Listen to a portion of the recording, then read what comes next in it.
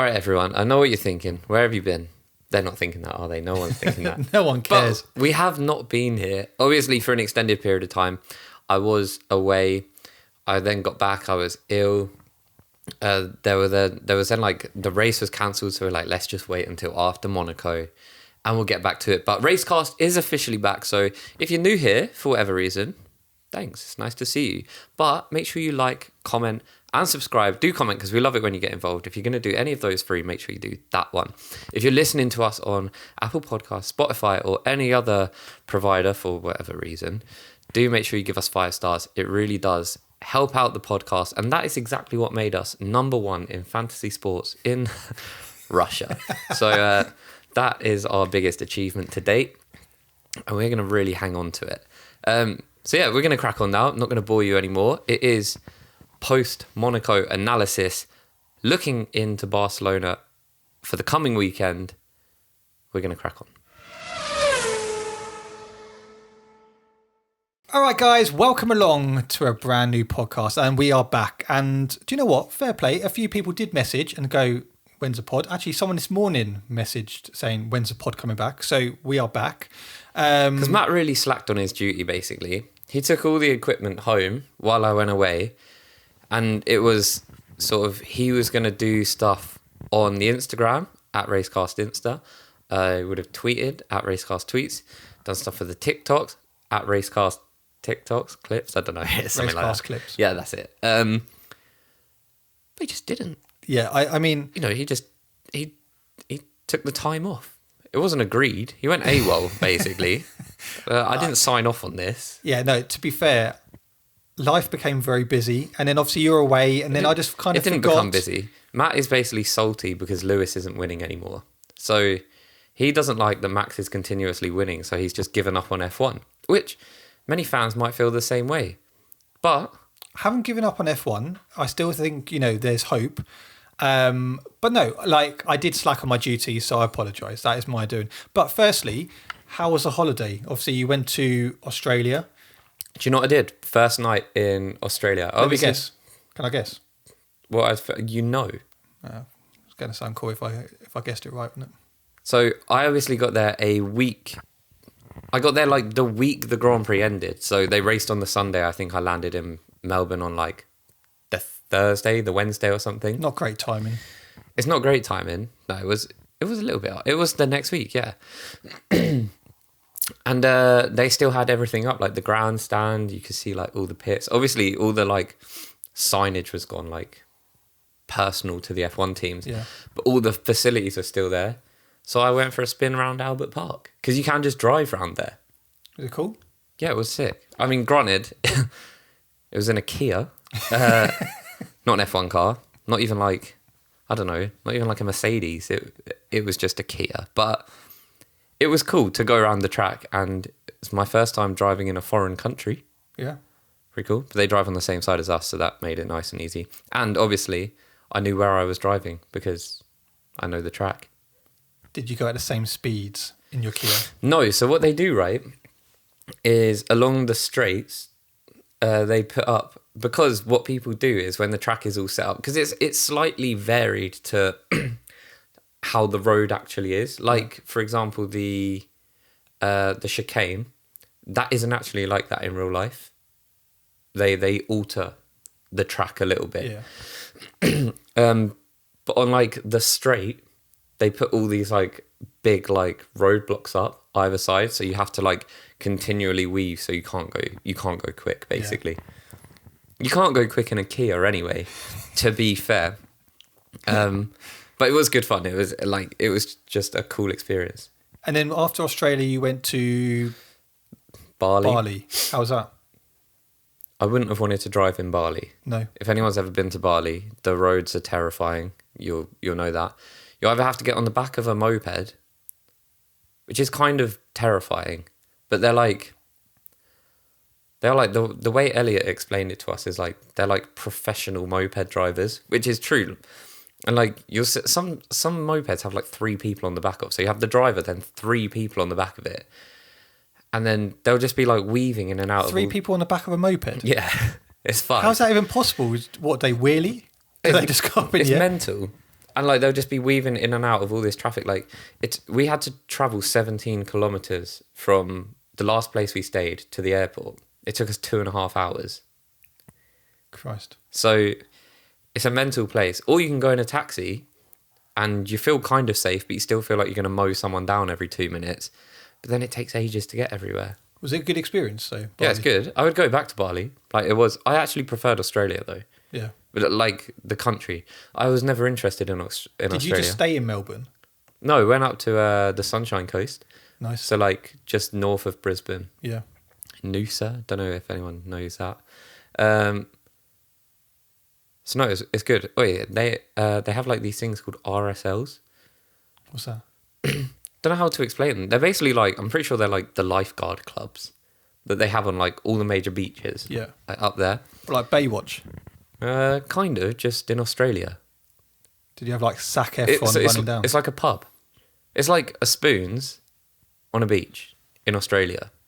But like, the clientele is not the same as Spoons. Like, it's just like normal people.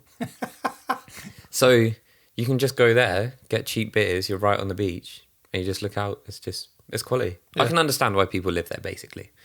It's a very nice lifestyle, I think they have. Yeah, no, I've been twice, and I really liked it. It's just fucking miles away and in the middle of nowhere. Like, here, right, we can just nip to Spain. You can just nip to America from here. Like 6 hours to New York or whatever. There, 6 hours, you're still in Australia.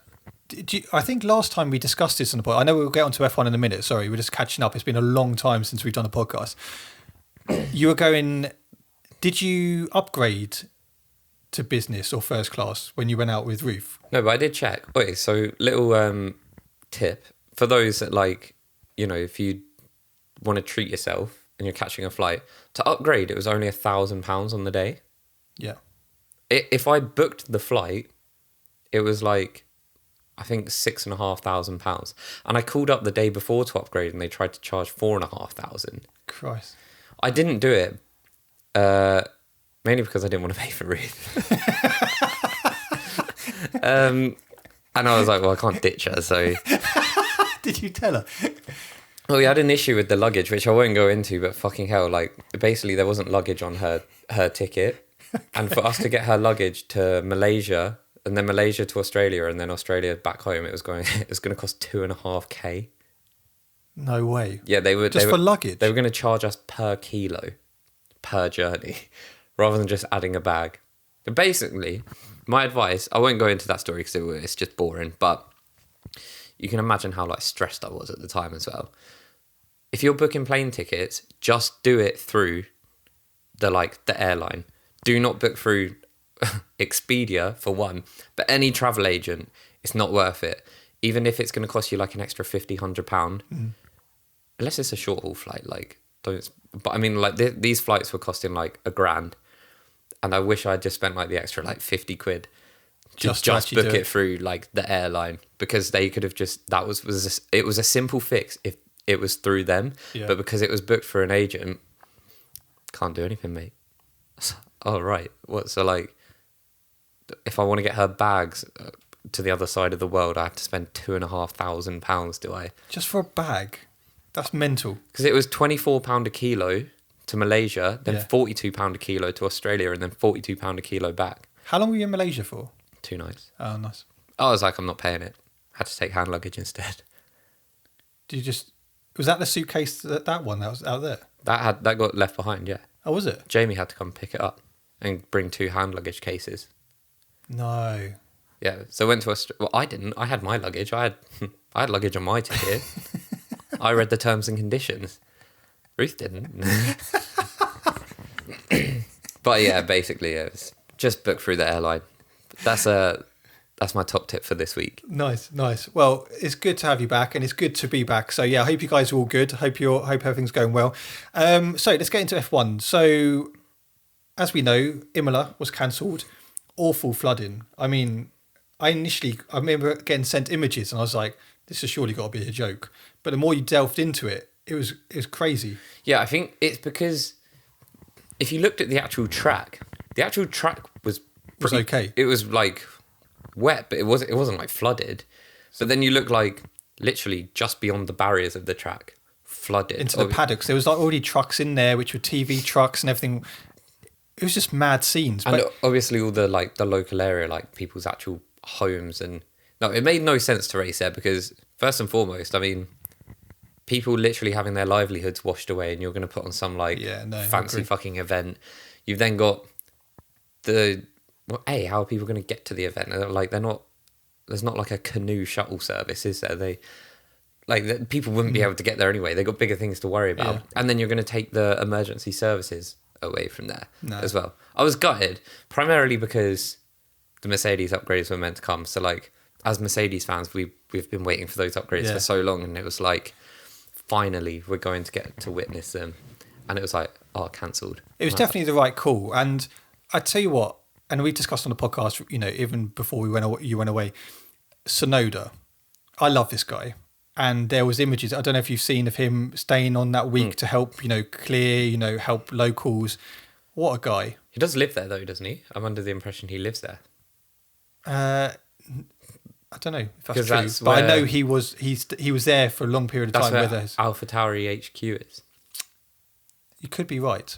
I don't know. I'm pretty sure I am right. Not that takes anything away from him. I'm just saying, but regardless, it makes sense why it would be Sonoda and not any other drivers. But yeah, I mean, the fact that he earns a lot of money. Let's be realistic. It would have been very easy for him to just go to his high castle and just put his feet up, but he got stuck in and helped the community. So yeah. And that was a shame, but definitely the right call. And obviously, then we went into Monaco this weekend. Before we get into Monaco, there's a lot of talk still about Lewis to the Ferrari.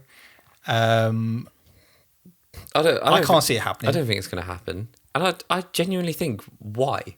Why would it happen? Right? Ferrari have shown even last year with a good car, they'll fuck it up for you. Don't worry. Doesn't matter how good the car is, they'll ruin your race. And even just look at this weekend at Monaco. Yeah. They still ended up, what was it, P6 and P8? P6 and P8, yeah. And at the time, before all the pits happened, Sainz was P4. Yeah, they lost. Yeah, he was P4. So he lost it because he had to double stack. He lost almost 4 places. So Ferrari this weekend, you still get the feeling that they're not learning from mistakes. And actually, was Bonotto really the issue? We're still seeing them making similar mistakes. So I don't know. It'd be interesting, but I can't see Lewis going to to Ferrari. I just can't see it. I don't think it makes logical sense. And genuinely, I think the rumours are just plucked out of thin air. I know there's no smoke without fire, and there may have been a conversation had. But all the rumours of, Ferrari have made Lewis Hamilton a £40 million offer and stuff like that, I think it's probably bullshit. Yeah. And yeah, I think from a career point, if it was this time last season, if you were Lewis and this thing was happening, it probably would make sense because at this point in the season, we hadn't truly seen Ferrari's incompetence at the level that it is actually at. No. You started seeing drivers incompetence, such as Sainz in Melbourne.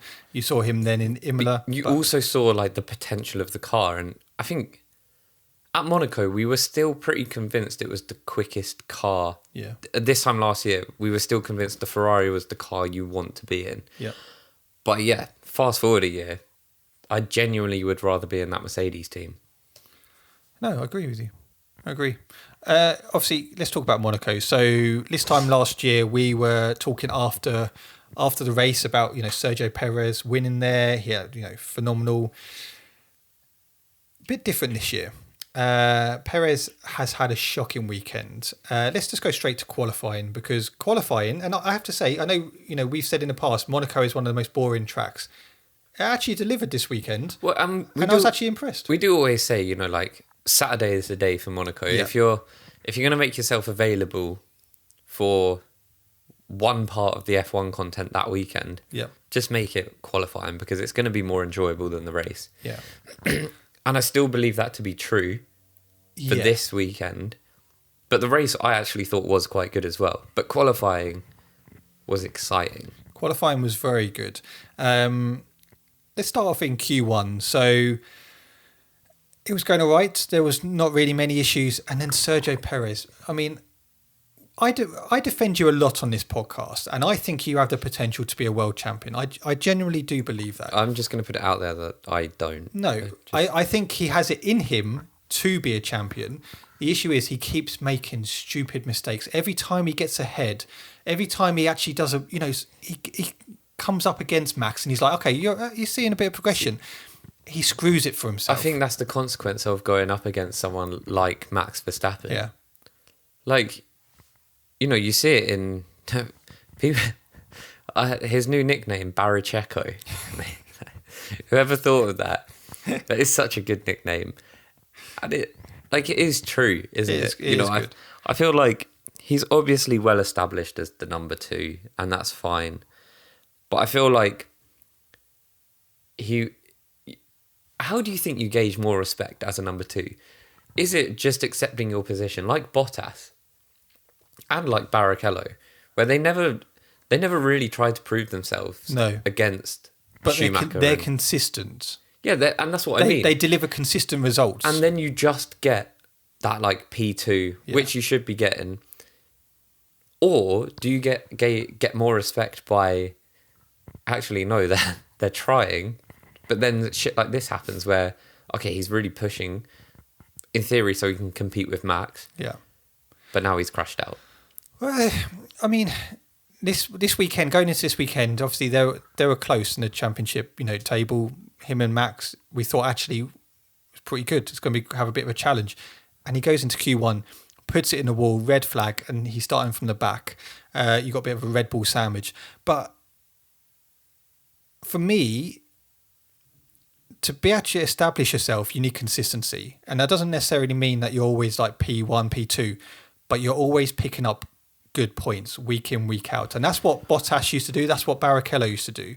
They used to get enough good points to actually stabilise themselves in that team and go, do you know what? Yeah, okay, I may be a number 2, but I'm bringing something with it. What we're finding with Perez at the moment, he brings 1 or 2, 3 good races. He finishes P1, P2, and you're like, okay, this is quite. He's getting a bit of consistency. And he does something stupid. Then he drops a clanger. Yeah, and that's. It's hard to defend a driver who is like that week in, week out. It's hard to defend him because he's got a car. He's got a car that can compete. It's the best car on the grid. Granted, he's got a really tough competitor in Max Verstappen. By a country mile, by the way. It's not it's not close. No. And, he's got the skills to do it. He's just he's not... I don't know what the word is. I genuinely just think it's the pressure of going up against someone like Verstappen. Well, it can't be easy. Checo's been in the sport for years. And okay, I know Max is not new, but he's still very young. Yeah. So he's got this young, hotshot driver who's on top of the world, and he's probably just thinking, how? How is this possible? How is he so quick? Yeah. So Checo's having to push beyond what he's genuinely capable of. And then these little mistakes happen. Do you know what I find sad the most? Not necessarily from a Perez point of view, but from a fan point of view, we potentially had an opportunity for, especially the next few races, of having a good battle between teammates. With Perez going off this weekend, all I see in my eyes now is Max just walking away with it. I can't see it coming back and going, okay, we're going to have a battle. Max just doesn't make mistakes. No, and that's the frustrating thing is, we as fans, I feel like we've lost that team battle. You go back to 2016, Rosberg, Hamilton. It was all throughout the year, good consistency, and I had a bit of glimmer of hope that we might have that this year with Perez and Max, but after this weekend, that's gone. Yeah. Yeah, I would be very surprised if Checo were to come back at Max now. I'd be very shocked. Are you expecting Alonso to finish above him? I think Perez will finish second, but I think there'll be more of a battle between Perez and Alonso than anyone else. I think those two, I think, would battle more. Because you've got to remember, yes, Perez is in the faster car, but you've got Alonso in that Aston Martin, who is far smarter than from Perez in the racing world. And they are like, Aston Martin are developing the car as well. They brought upgrades this weekend. They'll be bringing more. Yeah. And that car is just going to get quicker and quicker. I know Red Bull are going to bring upgrades as well, but, you know, there's no saying that Red Bull are going to continue to extend the gap, or the gap will stay the same. They're going to develop at the same rate as other teams. They do have a wind tunnel penalty. Yeah. You know, we should start seeing the effects of that at some point, and we likely will see it in development. Let's just touch on qualifying. I thought, as you said earlier, was brilliant. You had people like Sonoda, who was P1 in Q2 at one point, and I was thinking to myself, what is going on? Well, Ocon was P1 in Q3 at one point. Hamilton in the drop zone for ages. They had to go in and put fresh softs on to be able to even get a quick lap in. I thought he was gone. Yeah, me too. Genuinely. You said you had Ocon there. You had the McLarens up there as well. You had, they were doing 1 minute 17s, and all of a sudden we were like, what's going on? And was it 160? No, hang on. Am I making? I think they qualified on 111s. They qualified on 111s, yeah. Oh, so here we go. Sorry, I ignore everything I just said. It was 113s they were qualifying on. Sorry, I was thinking of race. The rate at which the track was evolving was unbelievable. And just every lap, I think different. It also goes to show that the drivers, each time they go around, they like clock a little bit. They're like, right, I can probably get like a centimetre closer to the barrier there, so I can brake like a millisecond later. And they're taking these added risks each lap. And I know the track's gripping up as well, but they're just shaving time off. Yeah. That is the impressive thing about Monaco, is you see it just change in front of your eyes. Yeah. There's no like you have to wait a few laps to actually see it. You're literally just seeing things just change. Yeah. And what was nice this weekend, your grid was a mixture of all different teams. You had the McLarens up there, the AlphaTauris were there.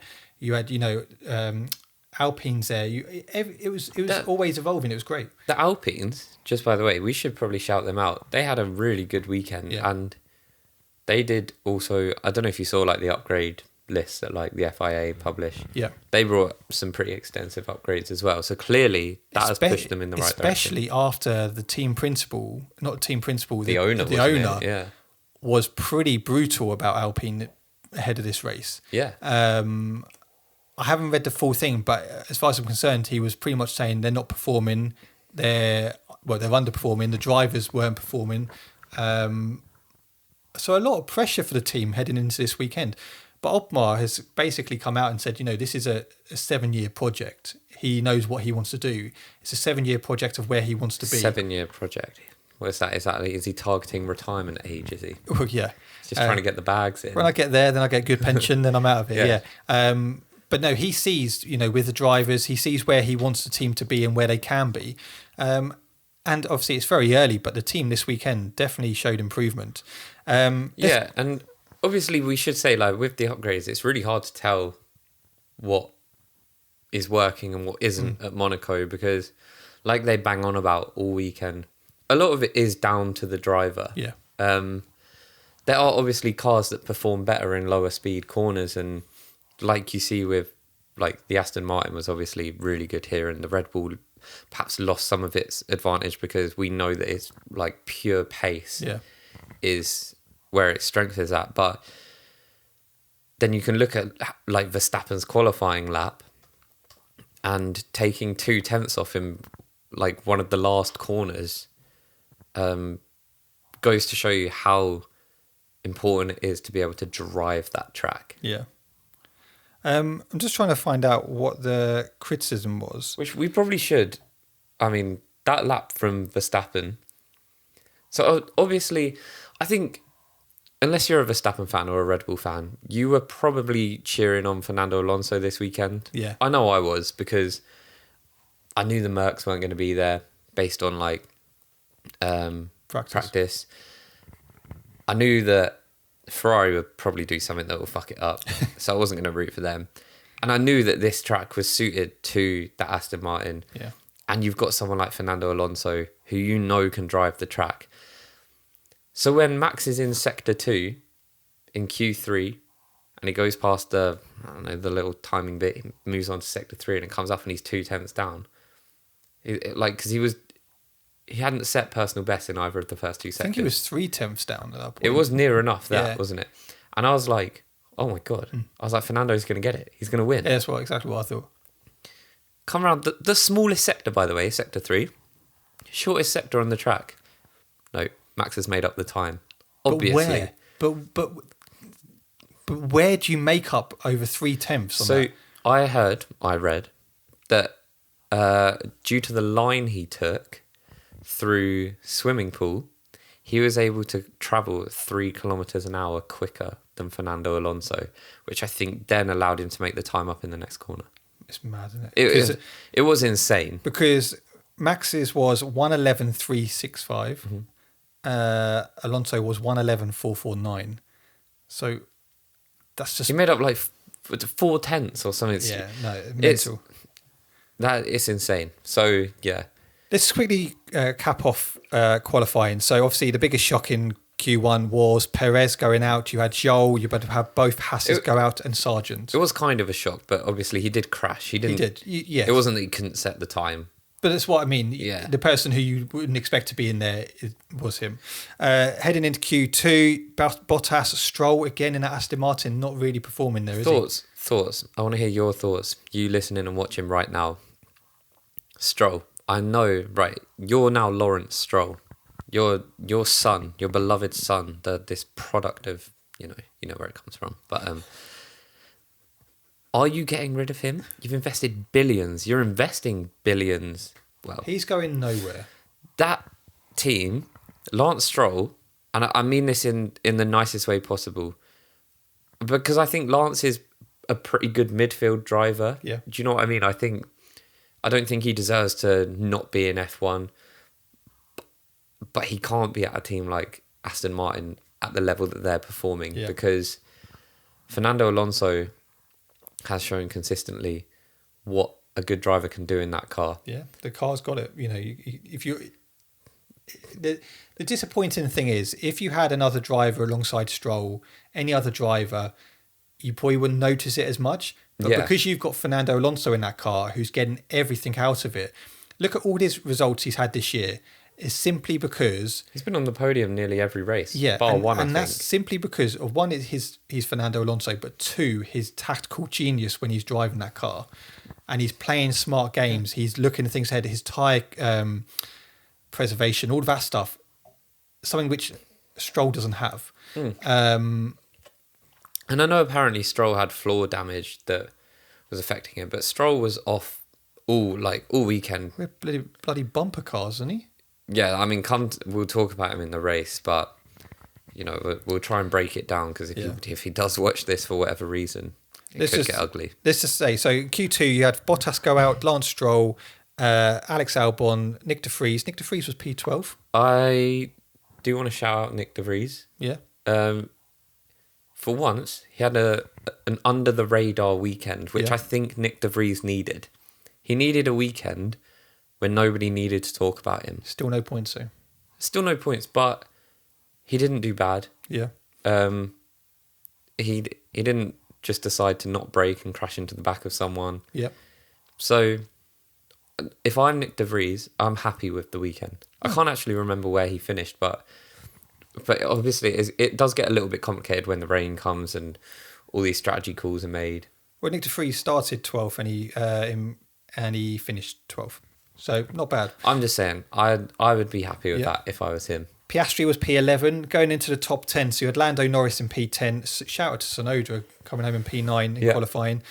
George Russell 8th, Gasly 7th, Hamilton 6th, Sainz 5th, Ocon 4th, Leclerc 3rd, Alonso 2nd, and Verstappen 1st. However, Leclerc ended up, he got a 3-place grid penalty after blocking Norris. Which he did block him. He did, yeah. If you haven't seen the footage, they're going through the tunnel and Charles just decides to sit on the racing line and just... he's like going so slow. Yeah. It was... You knew... Did you see the clip once Charles had gone... I think he was heading to a swimming pool. Yeah. And he puts his hands together and he starts like praying. It just like he knows, he knew that penalty was coming, and it was deserved. And correct me if I'm wrong here, and give me your opinion. It really frustrates me that we have to wait still to after the race to get these answers, because that's prevented someone from like Ocon having his, post-qualifying interviews, having that type of experience of, finishing third in qualifying. Getting like the whole experience. Yeah, and it really frustrates me because we're in a world now where you have so many video angles, you have cameras everywhere. Oh, you can make these decisions quick, but we're still waiting. And what's shown this year with the FIA, the decision making is still very, very slow. Yeah, they are slow as shit. If you can have VAR in football, surely with the amount of money and the amount of camera angles and the video angles of this stuff, you can make decisions quick. Yeah, they should be able to make them a lot quicker. And don't get me wrong, it was nice for Leclerc. He got a round of applause when he went up and did his post-qualifying interview. But Ocon missed out on that. Ocon missed out on that experience after. And don't get me wrong, it's having an interview and all this stuff. But for someone that doesn't get that, like it is part of the whole thing. Like Ocon missed out on like all that opportunity which is something he's just not used to. I know he's won a race and whatnot, but like, come on, Ocon's not used to getting podiums. No. So I just think the FIA are still very slow in their decision making, and it's frustrating. It is frustrating. Let us know what your thoughts are. Do you agree? Do you not? Touching on the FIA, did you see in F2 that driver, the marshal that like almost got sliced in half? Yeah. I don't know if you guys have seen this, but in the F2 race before the F1 race, their marshals were on track, sector 1, coming up the hill. There's double waved yellows, to be fair, or is it just yellows? Double waved, I believe. And a driver's coming round, and the car is parked up on the left hand side. There's marshals there, and oh my god, thank God for the reactions of drivers. I haven't looked into this incident anymore. I don't know if it's the fault of the driver. It can't purely be the fault of the driver because there are marshals on track. It's just be a red flag, doesn't it? I think in a position like that, yeah, and round a track like Monaco, you're going into a fast corner, heading down into the casino, isn't it? 100% needs to be red flag Yeah. on a track like Monaco. We've said they pull the red flag, they are trigger happy with that red flag until they need to be. Like, if that happened on a track like Barcelona next week, well, I think like double waved yellows is enough when you can actually physically see it. Yeah. But this coming around a blind corner in Monaco, the smallest height. Good reactions, but yeah, thank God for their reactions, because if that was me, oh my God, I would have wiped them out clean. It would have been gone. Well, the car was facing in the barriers, so the back end was actually halfway. And the marshal was just standing by the back wheel, wasn't he? Yeah, like the left rear. He missed him by it. It must have been like inches. Yeah, it wasn't. It was very close. But no, I don't know about the FIA. Still questionable.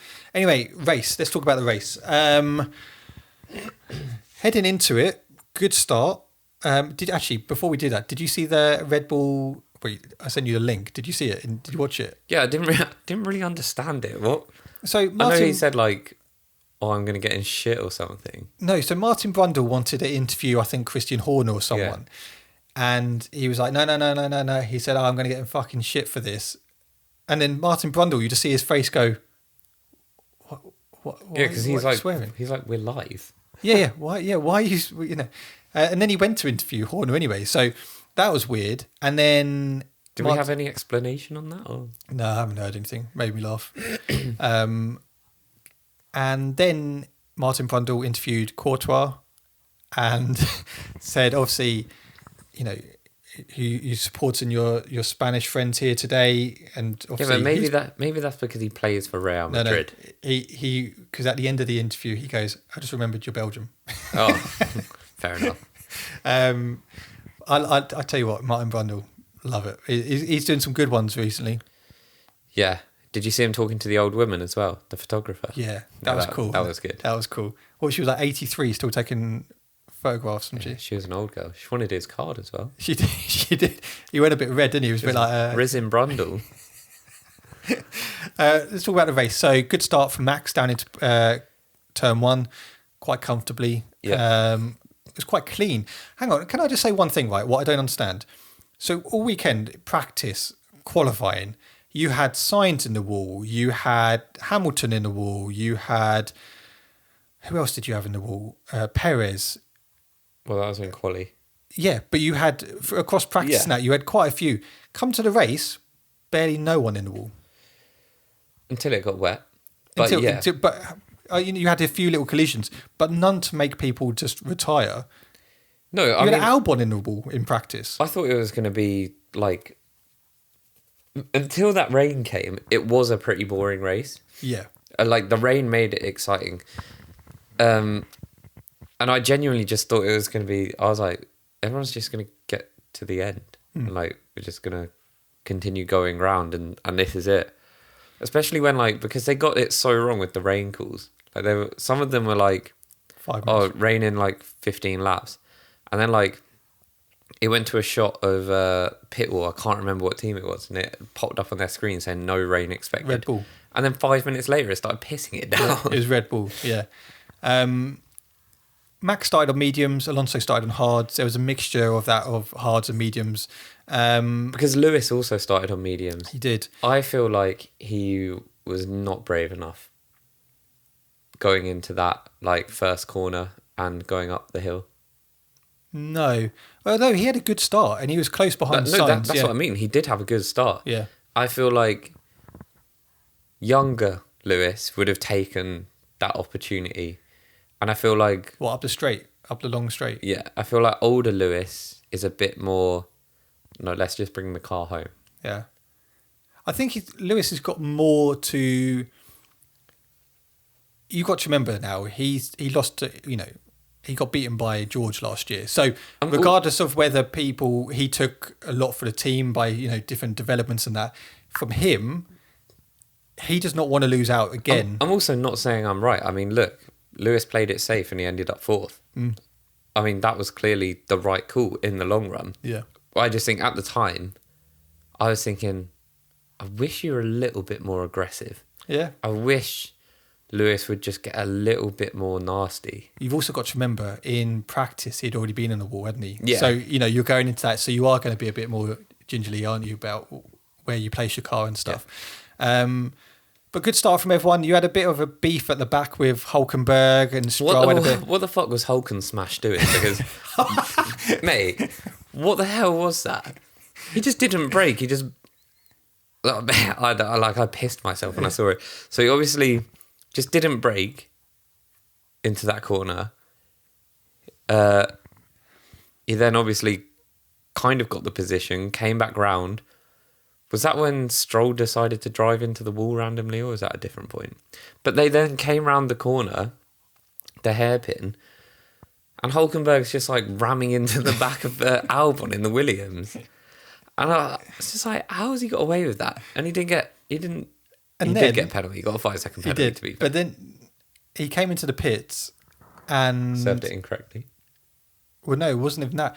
He came into the pits, didn't he, after lap 1 for fresh tyres, but then he went to pull off without the rear tyres to one. So it took like 11 seconds, didn't it? Yeah.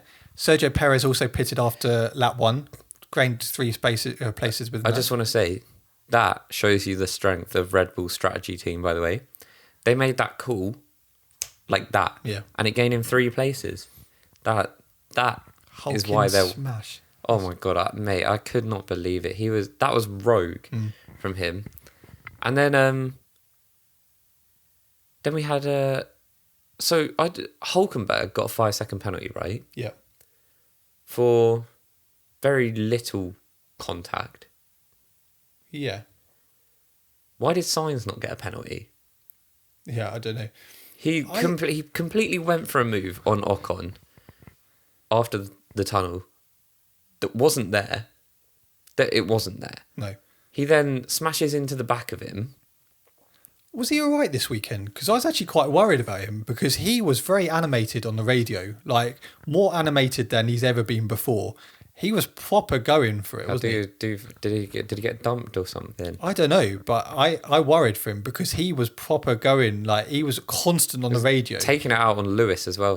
For some reason, Lewis is fucking weak. I don't know where that came from. Like, you don't say that type of stuff to a 7-time world champion because I mean, not only you lost the place to him anyway. I mean, it's hard to dissect where we are in the race because there's so many different aspects of it, wasn't there? That cars were well, so obviously we had the Sainz smash, like Sainz smashed Ocon, right?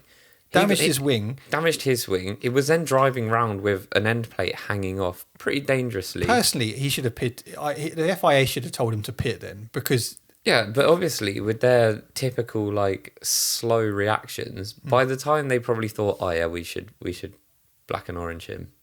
He'd come flying off. He'd come flying off anyway. Did you see Leclerc and Lewis go over that? Yep. Luckily, he didn't get a punch. I called it as well.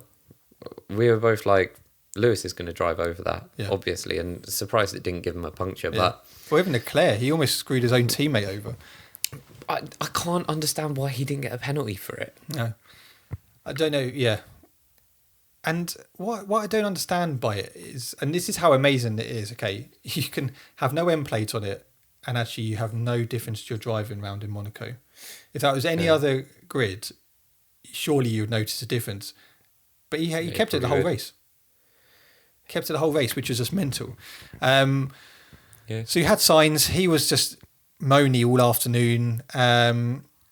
Max was keeping a comfortable gap up the front, still on those mediums, and he did a great job on those mediums. The amount of deg on those mediums were awful. He took them a long, long way. Yeah. Considering, if you look at it, so what they say is about lap 30 to 35 is when the mediums, you'll be pitting for hards. And you could see, like, on the medium runners, the tyres were graining. Like, they did not look good at all. Lewis pitted for hards. I think it was on lap 30. And this was another thing with Sainz, right? Sainz was on hards, and they pitted him on lap 33, 34, I think it was, for mediums. Considering there was still... They had to cover Lewis. Yeah, but... They had But you're to coming pit out... Sainz. What I don't understand, though, is you're coming out on those mediums on lap 33, 34, still, with another 45 laps to go. They had to. Yeah. I get what you're saying, but if they didn't, he would have lost the position to Lewis. Yeah, but he didn't care about Lewis. Well, no, I know, and this is why when he came over the radio and said that, I was thinking, like, what are you on about, you fucking dumbass? Like, you should be. Like, he was... Because if Lewis got in front of him, he wasn't overtaking him. That's no props to Lewis. It was also Ocon, because Ocon was on the mediums and he lapped on lap 32. Yeah, but Ocon, it got to a point where Ocon needed to think about Lewis as well. Yeah. So I did like that strategy, the medium to hard. Yeah. Because I think it did force the hard runners in front of you to have to pit. Yeah. No, I think if I had to pick out of one, I'd have started on mediums. You get the better launch off the line. Yeah. Like, all it takes is, say Sainz got a poor launch because his tyres weren't up to temp. Yeah. Then Lewis would have easily skirted past him because naturally he's got more grip on those tyres. It was a good move. Let's just quickly touch on Logan Sargent, because we had a discussion before, didn't we? Williams this weekend. So Sargent pitted on lap 20, then he pitted on 23. By that point, he'd already used all his hard allocations and his mediums. So when he came after lap 23, he then came in again on lap 52, and he went on to softs. Is that right? No. Ignore everything I said. 52 would have been wet. He lapped. On 23 he pitted and he went on to softs. I remember thinking to myself, why on earth would you go on to softs on lap 23? Yeah. Obviously, he had used all his allocation for hards and basically mediums. And it was interesting. James Vowles, came over the radio and he was talking about it. And they knew the race was over pretty much. So what they decided to do is allow him and give him time on these softs for tyre management. Like, I don't think I've never heard a team actively come out in a race and go, well, we know at this moment in time this is where we are, but we're going out on softs to help with tyre management, teaching Sargent, giving him a bit of pointers, seeing how he can improve. I liked it. Yeah, no, I think it's good, and I think if you're in that position, that's probably how you actually develop as a team. Yeah. That's how you develop your drivers. They know that the points aren't available. What's the point in just going round and round? Like, that's not going to benefit him as a driver. It's just going to get him more laps around Monaco. If they're using that time to educate him, I think it's good. One thing I will say is, from the flip side of that, is should you have an F1 driver that needs lessons about tyre management? And that might be like the sinister inside of me. I disagree with that, because I think what James Vowles has done, and we also said this, I think he's done a great job since he's gone to Williams. I love when they speak to him on a Saturday or a Sunday on the pit wall. I love his insight. I like how honest he is with his approach to how he's managing the team, what he's trying to do. He really gives an insight in what teams are actively trying to do to develop. And I really like that. And I think any driver, especially coming from F2 into F1, tyre management is completely different. And I think it's a great lesson, especially round tracks like Monaco, especially street circuits. Your tyre degradation goes differently in different circuits, so tyre management is so key. So I rate it. I think it's very good. Yeah, I think you can look at that from the flip side, like both sides. You could argue like, yeah, that is brilliant from the team. Like, they are trying to educate the driver, a rookie, and then you have got the other side, which is like, well, why do I want a driver that I need to teach how to manage his tyres? I don't think they're necessarily trying to. It's like today class we're going to learn this. I think it's like they just used the opportunity. Yeah, I understand that. I think they knew that his tyre allocation was basically shot to pieces. Okay, what can we do to get the most out of this? You know, you've seen teams over the years literally would get to a point where they're not, or they're struggling, they're at the back, they retire the car. Yeah, which that I've never understood. Well, if you're a leading team, if you're trying to save stuff, yeah.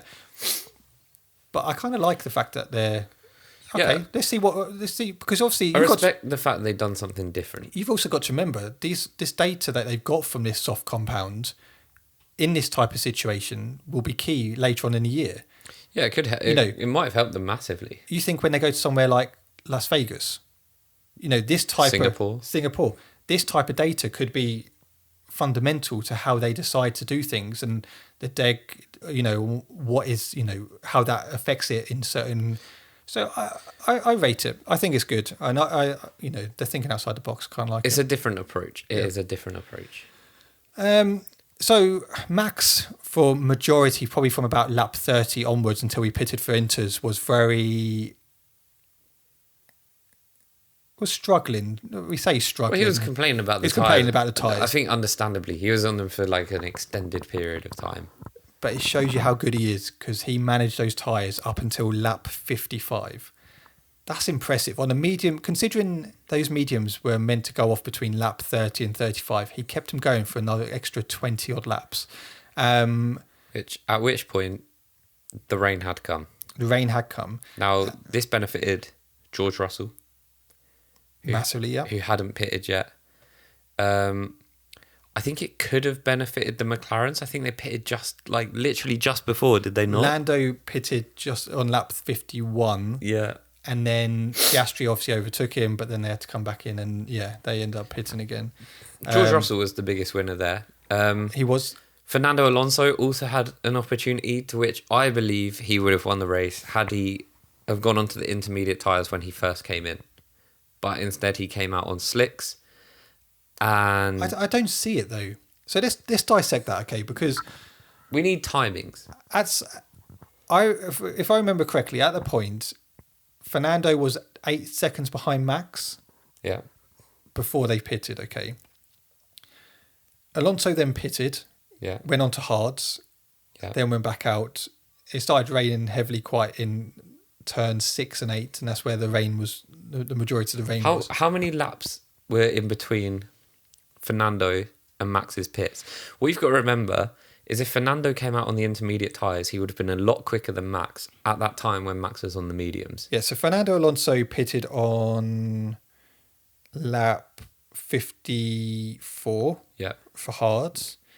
Max Verstappen then pitted on lap 55. So literally one lap later. We would have given him one lap. Would he have been 8? I don't think he would have been 8 seconds slower. No. That section was incredibly slow. I need to see the data on this because I haven't actually looked at it for the sector times. On what you need to see is hold my mic a second. Let me have a look. We need Max Verstappen's sector times from lap 55, basically. Well, and lap 54, I guess. Because I am so convinced that Fernando would have come out in front because he would have been able to take that section so much quicker. And Max hit the wall on that lap. I don't think you're going to be able to find them. You probably will be able to get them from somewhere. Right, let me have a look at this. There's actually I don't know if you've ever seen this. There's actually a website called formulanerds.com. Oh, what's that about? Probably some smart people talking about. My go-to is Formula Data Analysis on Twitter. Should check him out. He's always got some quality content. Even Alonso said he doesn't think he would have made that difference. We need to see the data, but I do think it would have been close. Yeah, and there's a lot more overtaking opportunities when it is wet. Yeah, because the braking distances. Granted. So I just think, I think even Alonso came over the radio and was like, huh? Why? I think he was a bit confused by it. But even when people are going on the inters, so you saw who did you see go down not alley but off track? You saw George go off. Well, Stroll went off, and then didn't George follow him, or did George go off then Stroll went on as George was turning around? Stroll went first, and then it was Russell. This got a bit weird. Perez obviously smashed George. No penalty. When George came back on the track. Yeah. George got a penalty for how he rejoined the track. If you actually look where they collide, how has Perez not seen him? He's literally right. It's right in front of him. Because he's coming down that hill, isn't he? Into the corner. You can see him. You can see him very clearly. Yeah. Very clearly. I found that a bit strange. Maybe I'm not saying Perez maybe needed a penalty for that, but I did find it a bit harsh on George because just because someone's driven into him, that doesn't mean it was a dangerous rejoin. And like they said, the issue is you can't, once you reverse, you can't turn your head to see what is coming because you've got the like the halo of structure and everything. You can't see anything. Whereas so you're hoping Perez would have been driving down that hill and he would have been like, oh, George Russell's there. I'll just carry on. Just go straight into him. I don't know. I don't know if that's me like being I agree with you. Unintentionally biased here, but I genuinely was like, that seems a bit harsh. Like he hasn't reversed into Perez. George is stationary when Perez hits him. Yeah. Well, if that happens on the road here, and you're stationary and someone drives into you, it's not going to be your fault, is it? Exactly. But yeah, for me, I think it's a bit harsh on George. Sainz obviously went off as well. He was on his hard still when it started pouring down. He spun, didn't he, down into that corner. Karma. Then got overtaken by Leclerc. He also got overtaken by Gasly, Lewis, George. And then what happened? Considering he moaned the whole afternoon, he then had to double stack for inters behind Charles Leclerc. He had a torrid afternoon. Yeah, it didn't go right for him, did it? Really, but he did have some attitude the whole weekend. I think I noticed. I don't know why I noticed it more because He just right from the word go, he just felt like he was under pressure. Yeah, And because he's normally so like chilled and nice I like Sainz, but it just felt like he was under a lot of pressure this weekend. But I suppose they are. They're driving for a Ferrari. Shout out K-Mag. He tried to stay out for ages on those hards. Didn't work. But I respect the hustle. Also, shout out to Tsunoda. Okay, I felt really sorry for him this weekend. He was P9 pretty much the whole race, and then he had issues with brakes. When he was complaining about them, and his engineer was basically saying like, "You need to brake later," and he was like, "Are you trying to make me crash?" I know he's saying change something on your gear stick to help with that. He's like, "You're literally trying to make me crash," because he was just kind of like. No, I thought he was saying about his braking points. Yeah, no, and then he was saying, "Oh, try and change your something on your setup." It did sound like he was trying to kill him. Yeah. Obviously, Tsunoda was feeling something was not right. But he was solid up until that point. He was solid, and it was really. I touched on this at the beginning of the podcast. You're starting to see progression from Tsunoda, Yeah. And the issue is what we're finding at the moment. He can't quite get it over the line to get those points. You know how many P11 finishes did he have at the beginning of the season? You know he's there. He's getting consistent, especially in that AlphaTauri, which is not that great this season. No. It has taken a step back from where it was. Oh, and McLaren, please never do that livery again. Oh. One, it confused the hell out of me because I thought it was an AlphaTauri for the majority of the race. And two, it looked hideous. Yeah, it made the car look like a piece of shit. And I know everyone wanted the Golf livery. Like that mugger there? Matt, yeah, like that one there. Matt even said, obviously that was to do with the sponsor, Golf, who now sponsor Williams, who are actually doing a vote where you can pick their livery. I can't remember what race it's for, but it's a Golf livery. And one of them literally looks like the McLaren one. You don't want the same. Yeah, it looks cool. It's just got the added Duracell battery. Yeah, but you don't want the same on a different car, do you? It's not exactly the same. I understand if it's the same on but McLaren. It looks cool. Yeah, but McLaren, please never do that again. Yeah, just give it a rest. Shout out to McLaren. Lando P9, Piastri P10. Solid weekend for them. They looked better. They've obviously got upgrades coming, so we're expecting a bit more from them. But isn't this like last year? You know, they had a terrible start to the year.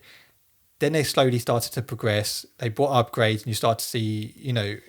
Yeah, McLaren just need to hit the ground running next year. I think that's all. I do think McLaren are a team that like I always kind of have faith in, especially with their driver lineup, particularly Lando. Obviously, you're always like, oh, they can do something. It doesn't really matter about the car. They can get something out of this. Yeah, no, I agree. Right, let's just finish off from talking about, and then just finish off the driver standards from Monaco. So Max is obviously now in the lead still with 144 points. Perez with 105 points. Alonso P3 with 93. Lewis Hamilton in P4 with 69 points. Russell is in 5th with 50 points. And then you got both Ferraris, which you wouldn't have expected at the beginning of the season, down in P6 and 7. Yeah, I cannot believe. Who's got more points, Sainz or Leclerc? I know, I tell you, so one of them's got 48 and one's got 42. I think it's Sainz because Charles has had the DNF. Very well done. Very well done. And this is a mad thing, isn't it? So you've got Fernando Alonso in P3, and this is what we touched on earlier. Fernando Alonso is in P3 with 93 points, okay? Lance Stroll is in P8 with 27 points. The difference between them two drivers is massive. Night and day. And if you're Lawrence Stroll, how long can you go, you know, back in your sun here when there is such a difference where if you had another driver who was picking up a good amount of points like Alonso is, that team could be in a very different place. Because at this point in time, you know, they're at risk from the Mercedes. Yeah. Mercedes are bringing the upgrades. They've got two very competitive drivers. Because if you look at the constructors, you've got Red Bull in P1 with 249 points. Then it's Aston Martin with 120 points, and then Mercedes are there with 119. And this is what we go back to saying earlier. You've got drivers who are consistently picking up points, and that's what you're seeing with Russell, Lewis. They're consistently picking up those points. Even the Ferraris are consistently picking up the points, and you know it won't take long for them to creep up on Aston Martin as well. Yeah. Right, shall we quickly touch on, obviously, we got Monaco. Let us know what your thoughts were about Monaco. Did you like it? Did you not? I actually thought I'd give it an 8 out of 10. Ooh, 8's a bit high. Well, I'll give it a 6.5. it was the first Monaco Grand Prix. It actually got me sitting up, going, okay. When it started raining, I thought it was a bit of excitement. For Monaco, 6.5 is a high score, in my opinion. I think you're being a bit harsh there. I don't. You had a good qualifying, solid qualifying. You had cars flying in the air. If Monaco gets an 8, that's like a 10 out of 10. All right. Let me sell this for you, okay? And I'll give you an option at the end to change your score. So you're saying 6.5. Okay, so this weekend you had cars flying in the air. You saw the floor of that Mercedes, that Red Bull, okay? You saw some crashes here and there, an epic qualifying with random teams all over the place. You then had a race which was quite enjoyable, and then you had the rain that actually completely flipped everything. You had cars spinning all over the place. You had great pit stops. You had double stack-ins. You had Lewis going P4. Are you going to change your score? Other than Lando Norris overtaking Yuki Tsunoda, name me one other overtake that you saw. K-Mag down into that corner on Albon. Okay. Any more? You asked for one more. I gave you one more. You can't keep asking. I just want another. Okay. Right, so let's talk about Spain. Do you see my point? 6.5. That's fair. But I feel like this weekend is going to be a good weekend. This is a lovely little racetrack. It is. And they have also got rid of that shite chicane. Yes, first time in it this weekend. It's going to be better. So let's quickly touch off by giving you the timing, shall we? So on Friday, the 2nd of June, you got FP1, 12:30 to 1:30. FP2 is 4 till 5. FP3 is on Saturday, the 3rd of June at 11:30 till 12:30. Qualifying is 3 till 4. I just want to put it out there. I fucking hate these like half-past ones. Can they just do it on the hour, man? Yeah. And then the race is 2:07. 2 o'clock. I'm excited for this. I'm excited. Like you say, they've taken out that little chicane. Give me a quiz now. You already know it, don't you? Okay, when was it? I don't know it. I don't know it because we haven't been playing F1 recently. Okay. I'll buy you Freddo's for life, okay? If you get this. When was the first Grand Prix held in Barcelona? Shit. It's a proper racetrack. I'm going to say the 50s. I'm going to say 57. 1991. I was close. Yeah, 40 years. Number of laps. I was about to say play at home, but you probably give me the answer beforehand. Why? No, I'm always slow. Yeah, well, you are. Take a while. Play at home. I'm going to be thinking for a long time. Comment quickly. You got a bit of time. I'm going to say 62. 66. Oh. And lap record is not applicable actually because it's a different track, isn't it? So they've obviously gone by lap record from previously, so it's going to be a fresh new one this week. But so they added it. Huh? Like I swear it never used to have the chicane. No. So they've put it. Obviously, it's a new track, so there's actually no lap record held. That's what they're saying here. Yeah, but I feel like it used to not have that chicane. Yeah, I don't know. I'm only going by this. DRS zones, you've obviously just seen it. I actually haven't, but I feel like it's 3. 2. Oh, is it? So it's obviously pit straight and then the back straight as you come up and take the right hander. So it is coming from here, DRS, and then obviously down this bit. Yeah, I mean, it's a long straight, isn't it? Yeah, I mean, this has got Red Bull written all over it. Yeah. And I'll tell you why, because do you remember when we raced it on the game? Yeah. You were running for whatever reason, a reduced drag setup. So you were playing like the top speed setup. Yeah. You'd put that on your car. Now, I had no idea I did it, but yeah. I am, this is not bragging, but I'm better than you at the game. I'm quicker than you. That's not bragging, it's facts. Yeah, that is a fact. Yep. That's my point. Yep. I couldn't overtake you. Yep. Because the opportunities I had to overtake were down the straights. And then my straight was speed. And your straight line speed was so insane, I couldn't do it. I did overtake you and you just overtook me back. And then you crashed. No, Then you cried. You brake checked me. You went into the back of me. You went out. You cried. You rage quit. Actually, 'Cause the issue is with Luke. Whenever you play this game, let me speak. No. When I say I'm better than him, Right, Matt actually Dan, doesn't mute know. him right now. Okay. Matt doesn't know how to drive. So like we were coming into the second DRS zone, and as we come out of the corner into the straight, we're coming out of the corner. Matt hits his brakes. So obviously I go straight into the back of him, and I'm like, "What the fuck are you doing?" Racing. Racist. Racing. So yeah, I did turn my computer off. Fuck that. He rage quit. So Smashed me into a wall and I DNF'd. what? Top 3 for this weekend Spanish Grand Prix. Lewis Hamilton, P1. Right, take off your tinted sunglasses. No, but what I will say is, do you remember how strong Lewis was there last year with that Mercedes? Obviously, he went all the way to the back, started P20. We got hit by K-Mag, wasn't it? Yeah, he went but that's what I mean. In that, he then would have finished P4, but had to lift and coast for, I think it was fuel, probably. And then finished P5. Yep. In that Mercedes. We've now seen an upgraded Mercedes, which they're pretty convinced have made gains. Yep. I do feel like the Mercedes is going to be more competitive here. It's not going to compete with the Red Bull. Max Verstappen is going to win the race. What I'm going to say is I'm going to say Max, Perez, Lewis. Okay. And Lewis or Alonso. Yeah. My top 3 is going to be Max, Perez, Alonso. Yeah. What about Leclerc? I just can't see it at the moment. Yeah. I think Lewis P4.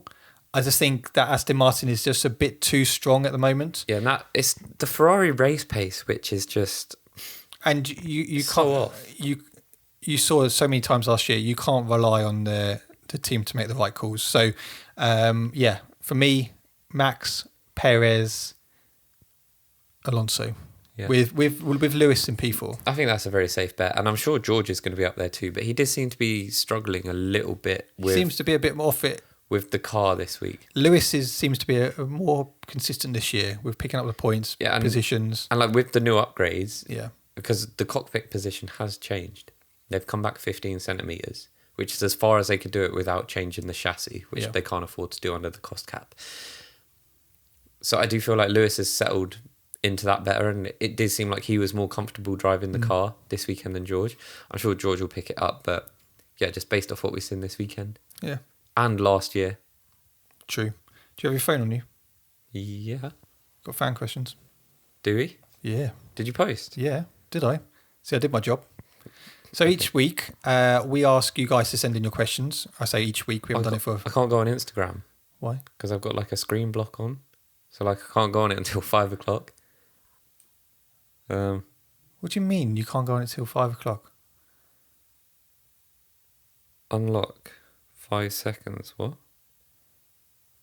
So like I've got a screen thing on, so a screen time thing. So I can't go on it between 7 a.m. and 5 p.m. For what reasons? Well, because you spend too much time on it. You know what I mean? Oh, it sounds actually quite a good idea, but it's not really most helpful now. Can you not get on it at all? Yeah, I've got on it. Oh. So it's a bit harsh. Why is De Vries so bad? After I praised him this weekend. You did praise him. I don't think he's bad. I just don't think he's living up to the expectation, especially after Monza last year, where everyone thought, we got a real drive on our hands. Don't get me wrong, he's driving an AlphaTauri, but he did that result last year in a Williams. I said to you, I don't think he's as good as what people think. And if he doesn't start picking up some points, I do think he'll be gone soon. Yeah, agreed. I think he'll get to the end of the season based on the fact that AlphaTauri probably can't pick up many points anyway this season. No. But they're relying heavily on Tsunoda, and it's a lot of pressure on Tsunoda, really. Hypothetically, What would be realistic replacements for Perez and Sainz? Or I guess who would be? So I was just reading. for Perez, someone like Norris. Yeah. I still stand by that. I think Norris would be actually quite a good fit for Red Bull. I think he deserves the opportunity in a top team as well. For Ferrari, I think he also makes sense as a Lewis replacement as well. yeah, It kind of makes sense for all three. Like, kind of makes sense for a Sainz replacement he as could well. even, yeah, he could even be for a Ferrari. Yeah, no, I agree. A Stroll replacement. Yeah, But like, I think the point is Lando could fill any of those top teams. yeah, because He's the best of the rest, and I mean that in the sense of car wise. I think Yeah. ability wise, he's up there with all of them. yeah. No, I think that's tough. If you were going to pick anyone else for Ferrari, that's quite tricky. Obviously there's speculation about Lewis, but I can't really see it. I could have said someone like Gasly. Yeah, Ocon. Yeah, I don't think. What about someone like Albon? I know he's had his shot at a big team, but he is performing in this Williams. He is. Yeah, he is performing. Is there going to come a point where he actually deserves another shot? I think he just needs to do it consistently, though. I think It must be quite hard being consistent in a car that is only good in high speeds. Yeah, no. It's a tough one. Lando for Red Bull, someone like Gasly for Ferrari, I could see. For Gasly could be like a Ferrari type driver. I don't know. Yeah, Albon you could say, but I don't know. Who do you think? Lando definitely. Like I say, Lando could go to either of those teams. It is hard with the rest because I'm not sure there's any other drivers that I look at and I think, yeah, okay, you're the same level as these guys. And I do think realistically Albon is probably the closest in my opinion. I think he pulls a lot out of that car. Yeah. And he's experienced. Like, I know he's young, but he's an experienced F1 driver. Yeah. So I think Tsunoda's on his way. Perhaps give him a few more years and we could actually see... Do you know what I worry about Tsunoda? Is I think he could potentially be gone by the end of this year. Oof, I don't think so. Well, no.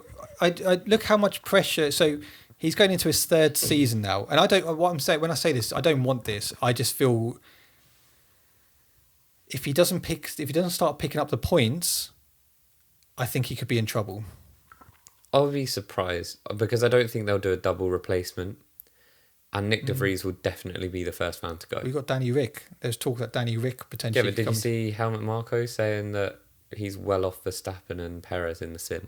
Is he? Yeah. I didn't hear that, no. Yeah, so I'm not sure if Danny Rick will be coming back. I think he's a face we'd all like to see, but is that like nostalgia? Is he well off in like massively off, or is he just like... I don't know, but he said he's off. Yeah. He's off then. Yeah, he's not up to their pace. Unless he's sandbagging, because he doesn't want to tell Perez and... Maybe he just likes that number 3 position. Yeah, it's easy. maybe. Well, yeah, can you imagine just go around like piece, have a laugh. Just watch the F1, get paid for it. All right, we'll make this the last one. Thoughts on Russell's idea with swapping places with Hamilton? We didn't actually touch on this. George Russell has actually received quite a bit of stick over the last, probably this season really, about his... radio etiquette. His lack of hesitation to come straight over the radio when he wants something to happen, maybe. Team orders. Always seems very keen to invert positions with Lewis. I respect the hustle, the George Russell hustle, but it is a little bit annoying. I understood the idea, right, with Lewis yesterday, Sunday, for those listening, where he had the 5-second penalty, and if Leclerc was quick and George was quicker than Lewis, it might have made sense for him to invert. Yeah. And he said, I'll keep Lewis within 5 seconds, so that way, Lewis holds the spot. However, right, Lewis would then lose the opportunity to overtake Ocon. Now, at no point am I saying I thought Lewis was going to overtake him. All it takes is one mistake at Monaco. Yep. Ocon could have locked up. He could have hit the wall. He could have had a puncture. And you got to remember, this was in conditions of rain at the time. Yeah. And now, so we have all that. It doesn't make sense anyway. You'd be like, no. Like, not on Monaco. I think at another track it might have made sense. Yeah. But then, gets to a point, Lewis is obviously stuck behind Ocon. George has pulled well clear of Charles. Fair play. He's on Lewis's arse as well, do you know what I mean? He's like, basically talking about swapping places then. Mate, if Lewis isn't getting past Ocon, you're not going to get past Ocon. That's no disrespect. No one's getting past anyone. So I don't know what that was. Ocon was only 1.3 ahead of Lewis. So like, he was being held up. It wasn't like Lewis was falling back. No. And he kept that gap, didn't he? He even got up to 2 laps beforehand. He was down to like half a second. Yeah. So I just think I respected it at the beginning because I was like, okay, he's thinking this logically. How can we gain the most points? And all of a sudden, as soon as you started seeing the gap between George and Leclerc, you're kind of like, okay, well, there's no point. But he kept going and going at it. Oh, I'm faster than Lewis. Let me go past. It wasn't going to make a difference. And it just doesn't happen in Monaco. No. It's just not how it works. No. Lewis isn't going to because there is always that opportunity for a driver to make a mistake ahead of you. And then, then Lewis gets a podium. Yeah, no. Because realistically, if George went through, Lewis let him through, and then he got Ocon, he's not giving him that podium. No. So, yeah, it is rustling a few feathers on Instagram, Lewis Hamilton Twitter. I can understand why. It's a bit annoying. Let us know what your thoughts were. But that is it. We are back. That is the end of the episode. Hopefully you enjoyed that. If you did, leave a like rating. Subscribe if you're new, if you're watching on YouTube. If you're listening to us on Spotify, then leave us a rating on there. We really appreciate it. And Apple Podcasts. And any other listening service platform thing you listen to us on. Don't bother. We don't care about them. Well, we do. We care. I care. But yeah, guys, hopefully you've enjoyed us being back. Luke, good to have you back. Yeah, nice to be back. When's your next 4-week holiday? Not going away again this year. No? Don't want to. Oh, you're staying here? Yeah. I like it at home. People don't understand. They were like, oh, I bet you're gutted to be back. No. I like my house. I like my home. I like my dingy little hometown. I like going to the pub. I like going to Brighton. Can't beat Seaford Massive. I like Didi's, our local kebab shop. I don't need anywhere else. 4 weeks is enough for a year. Yeah, no. I'm very much with you. I quite like home comforts. Yeah, I like knowing what I'm doing every day. I like waking up and being like, okay, I'm going to do this, then I'm going to go to the gym at 5, then I'm going to come home and eat. I know what I'm going to eat. I'm not going to order a pizza or a burger. One of my friends has gone travelling for 8 months. No, it's too long. Couldn't do it. But if you are one of those who go travelling for that long period, let us know. Unless I was fully minted, and I mean to the point where I've got, millions in the bank. Well, you're not far off, are you? I am. If I'm jetting here, there and everywhere, first class, staying in the best hotels, that's fine. Yeah. Nice. But we don't have that. No. That is a dream. Luke promised me that when we started doing the podcast. He said, don't worry, Matt. In a year, we'll be millionaires. Still hasn't happened. It's coming. But anyway, have a great week, and we'll see you next week for a brand new podcast. Bye-bye.